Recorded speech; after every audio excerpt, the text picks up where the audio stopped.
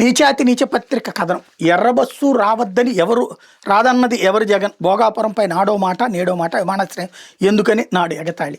ఆ లెక్కనైతే కనుక వాలంటీర్లకు 10,000 ఇస్తామని చెప్పింది ఎవరు? ప్రతి ఒక్క మహిళకి 1,500 ఇస్తామని చెప్పింది ఎవరు? అవన్నీ మాట తప్పారు కదా, మడమ తిప్పారు కదా. 20,000 రూపాయలు డబ్బులు ఇస్తాను రైతులకి అని చెప్పింది ఎవరు? మరి వాటి మీద ఎందుకు రాయలేదు నువ్వు? నెంబర్ 1. నెంబర్ 2, భోగాపురం విషయంలో అతను క్లియర్గా చెప్పాడు జగన్మోహన్ రెడ్డి. 15,000 ఎకరాలు ఏందయ్యా ఎవడన్నా? ప్రపంచంలో ఏ ఎయిర్పోర్టు లేదు అన్నటువంటిది. మీ తర్వాత తను వచ్చాక చేసిన పని ఏంటి? ఇప్పుడు చంద్రబాబు గారు ఎప్పుడు శంకుస్థాపన చేసింది? 2019 ఫిబ్రవరిలో. 2019 ఫిబ్రవరి. అప్పటికి కేంద్రంతో గొడవలు ఉన్నాయి, ఎలక్షన్ ఇంకో 2 నెలలు ఉందనగా. మరి కట్టేసినట్టేనా అప్పుడు? అట్లాగే జగన్మోహన్ రెడ్డి 2023 డిసెంబర్లో, అంటే ఇంకా 6 నెలలు ఉంది అప్పుడు.